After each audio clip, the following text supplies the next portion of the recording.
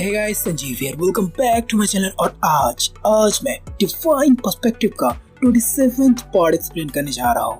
Guys, मेरी video अगर आपको जरा से पसंद आती तो प्लीज आप मेरी वीडियो को बस अपने एक दूसरे शेयर जरूर कर देना। तो चलिए बिना किसी देर के शुरू करते हैं आज की वीडियो।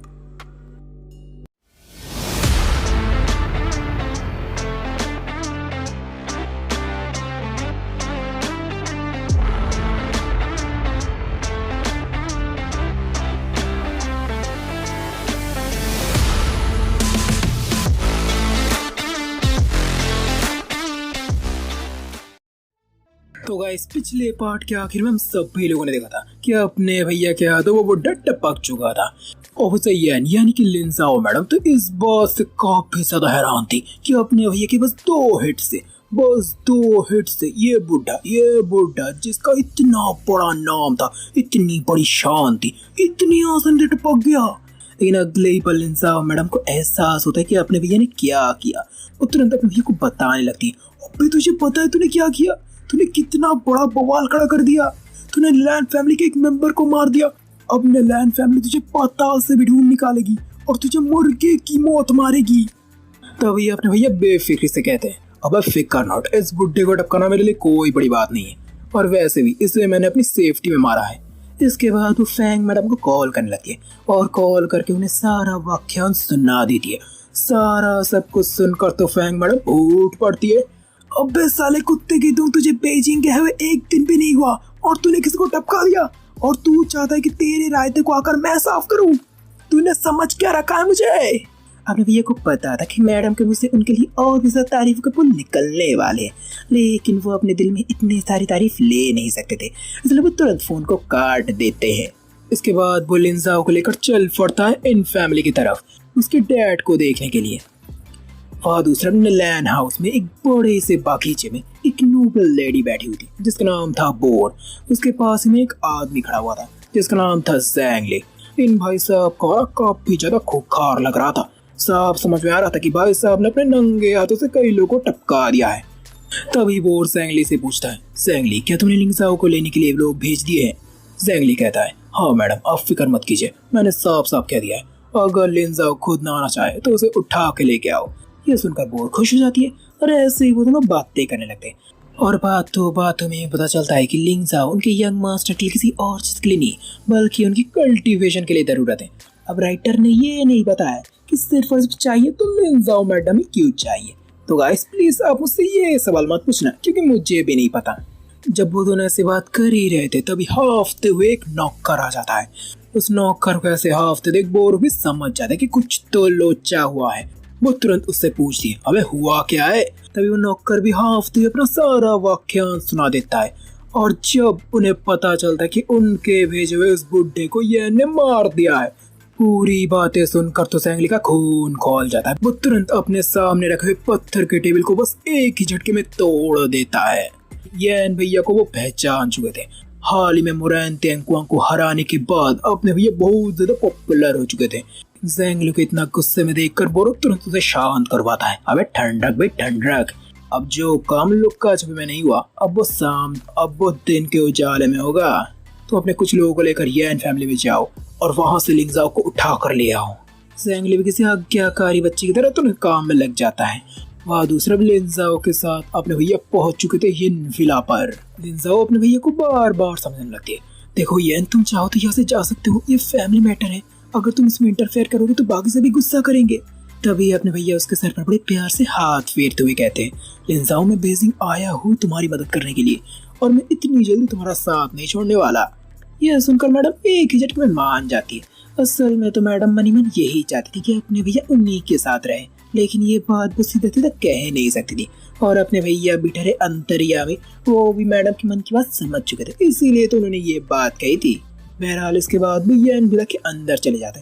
जब वो दोनों अंदर जा ही रहे थे तब भी एक नौकर भागता घबराता चिल्लाता हुआ बाहर आ रहा था, जल्दी जल्दी एम्बुलेंस को फोन करो, ओल्ड मास्टर इनको हार्ट अटैक आ गया है। ये सुनकर तो लिन ज़ाओ को धक्का सा लग जाता है, उसे यकीन नहीं होता। वो तुरंत उस आदमी को दबोच लेता है, अब क्या हो रहा है? तभी वो आदमी घबराते हुए कहता है, अब मैडम अचानक से आपके डैड को हार्ट अटैक आ गया है, वो अब मारे जा चुके हैं। ये सुनकर मैडम बहुत ज्यादा घबरा जाती है, लेकिन अगले ही पल वो अपने को संभाल लेती है और अपने भैया को लेकर अंदर जाने लगती है।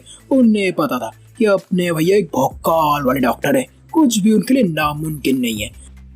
वहाँ दूसरे कमरे के अंदर ओल्ड मास्टर इनके जान की वजह से जहाँ पूरे कमरे में शोक का माहौल था, वहाँ दूसरा दो आदमी ऐसे भी थे जो बहुत ज्यादा खुश थे। ये कोई और नहीं, ये था ओल्ड मास्टर इनका छोटा भाई मैंगी और उसका इकलौता बेटा जैंको। अभी मैंगी जैंको से धीरे से पूछता है, अबे तूने सारा सबूत छुपा दिया है ना? अभी जैंको हाँ में सिर देता है। लेकिन ये तो मुजरिमों की जन्मजात प्रतिभा होती है कि वो जुर्म करने के बाद अपने पीछे कोई ना कोई सबूत छोड़ के ही जाएंगे, और यहाँ पर वो क्या, वो थोड़ी देर में आपको पता चल जाएगा। बहरहाल जब ये फैमिली के सभी लोग दुख के माहौल में डूबे ही थे, तभी मैंगी सबके बीच अपना विजडम सेट करता हुआ कहता है, भाइयों और बहनों, मैं समझ सकता हूँ कि इन फैमिली का इस वक्त बहुत ही खराब टाइम चल रहा है। हमारे ओल्ड मास्टर येन मारे गए, लेकिन आप फिक्र मत कीजिए, अब पूरे इन फैमिली को मैं कमांड करूंगा और अपने बड़े भाई का अंतिम संस्कार भी मैं खुद करूंगा। जब मैंगी ऐसे भाषण दे ही रहा था, तब भी वहाँ पर आ जाता है लिंगजाओ और अपने येन भैया। अपनी डैड की ऐसी हालत देखकर तो लिंगजाओ फूट फूट कर रोने लगती है। मैंगी उसे झूठा दिलासा देने लगता है, बेटी अब जो कुछ होना था वो हो गया है।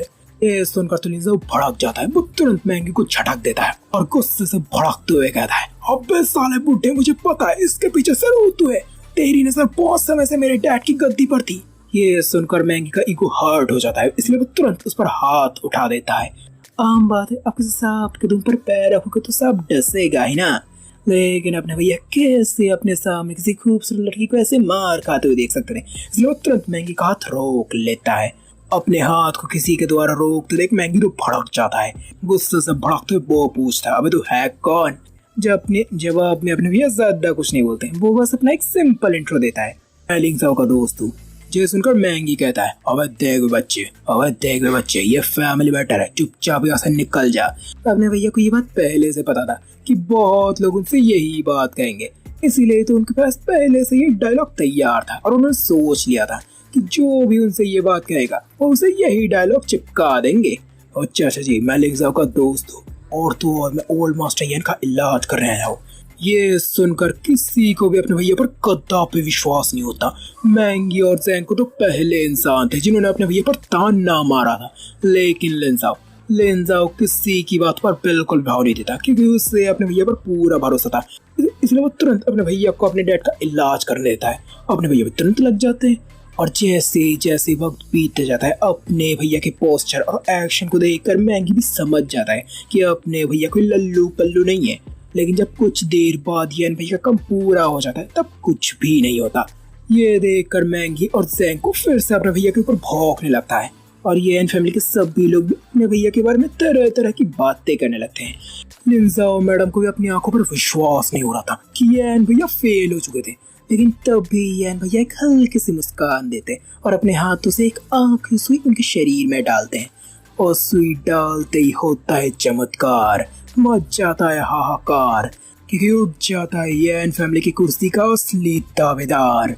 अगले पल खांसते हुए बैठ जाते हैं ओल्ड मास्टर येन, जिसे देखकर मैंगी और जैंको दोनों को बहुत धक्का सा लग जाता है। उन्हें यकीन नहीं हो रहा था कि मुर्दे में अपने भैया ने कैसे जान डाल दिया। उठते ही अपने तंदुरुस्त शरीर के साथ तंदुरुस्त दिमाग में ओल्ड मास्टर येन समझ जाते कि माजरा क्या है। वो गुस्से से मैंगी और जैंको घूरने लगते हैं और उनका देखा देखी उनकी बेटी भी वही करने लगती है। तभी ओल्ड मास्टर येन कहते हैं, अभी मैं जिंदा हूँ तो अब तुम्हें क्या कहना है? लेकिन मैंगी की तो बोलती बंद हो चुकी, पर अपने भैया को बहुत कुछ बोलना था। वो ओल्ड मास्टर येन के बेड के पास रखे हुए एक फूलदार की तरफ इशारा करते हुए कहते हैं, हाइड्रोसिया, वैसे ये फूल बिल्कुल भी हानिकारक नहीं है, लेकिन इसके साथ कुछ मेडिकल इंग्रेडिएंट्स मिक्स हैं। इसी वजह से ये फूल अब सूंघना किसी भी इंसान के लिए बहुत ज्यादा खतरनाक है। लंबे समय तक इसे सूंघने से किसी को भी दिल की बीमारी हो सकती है, और तो और अगर कोई इंसान कुछ ज्यादा ही लंबे समय तक इसे सूंघे तो उसे हार्ट अटैक भी आ सकता है। अगर पता चल जाए कि फूल को लाने वाला कौन है तो हमें कल्प्रिट का भी पता चल जाएगा। जिसके बाद ये फैमिली के सभी नौकर चाकर खपाने लगते हैं अपना सिर, और थोड़ी देर में याद आ गया उन्हें फिर कि इसे लाने वाले कोई और नहीं, ये थे हमारे मैंगू महाशय। सारा सब कुछ क्लियर होने के बाद सभी जोर जोर से मैंगी को चिल्लाने लगते हैं, ये धोखेबाज है, ये साला धोखेबाज है। लिंजाओ भी दहाड़ते हुए कहता है, अबे साले बुड्ढे, इस बार मैं तुझे नहीं छोड़ूंगा।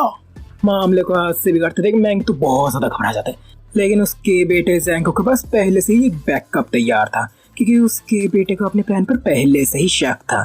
फिर अगले ही पल वो बुला लेते अपने हथियारों से लैस दर्जनों बख्तरबंद आदमियों को, जिन सभी को लीड कर रहा था इन्फी को योर ने येन फैमिली का बटलर था, जिसे देखकर ओल्ड मास्टर येन का तो खून खौल जाता है, क्योंकि इन्फी वो इंसान था जिसे उन्होंने सड़क से उठाकर येन फैमिली में जगह दिया था। आज वही शख्स उन्हें इतना बड़ा धोखा दे रहा है। ये सोच सोचकर उनका खून खौल रहा था। अपनी पावर को फिर से बनते देख ज़ैंगो और मैंगी दोनों अपनी छाती को फिर से चौड़ा कर लेते हैं और सभी से कहता है, देखो अब तुम लोगों के पास बस दो ही ऑप्शन है, एक तो हमारे साथ आ जाओ या दूसरा इस बुड्ढे के साथ येन फैमिली से हमेशा के लिए बाहर चले जाओ। यह सुनकर येन फैमिली के सभी नौकर चाकर सोच में पड़ जाते हैं, क्योंकि उनके लिए तो ये आगे को पीछे खाई वाली हालत थी। अब वो करे तो क्या करे। जब सभी नौकर चाकर सोच ही रहे थे कि अब वो क्या करे, तो भी सामने आ जाता अपने येन भैया और कहते हैं, देखो मुझे इस बात में पूरी तरह से इनकार है। और येन भैया को फिर से देख ज़ैंगो जोर से धारता है, तू फिर से। तभी मैंगो अपने भैया से कहते हैं, देख बच्चे, हम बेजिंग के शेर है, तू अगर हमसे पंगा लेगा तो पूरी तरह से बर्बाद हो जाएगा। पर तब भी अपने भैया कहते हैं, देख शेर दो तरह के होते हैं, पहला जो अपने इलाके में शेर होता है और दूसरा जो हर जगह शेर होता है। मैं दूसरा वाला हूँ, इसलिए जो आखिरी मौका दे रहा हूँ, सबमिट कर दे, नहीं तो। जब उन लोगों के बीच डायलॉग बाजी चल ही रही थी, तो भी वहाँ पर आ जाता है एक इंसान जिसका नाम था जू चैंगी, जिसे देखकर सब भी आपस में फुसफुसाने लगते हैं, अबे ये मैंगो और ज़ैंगो उनके साथ कैसे आ गया, अब तो हमारे बचने का कोई रास्ता नहीं है।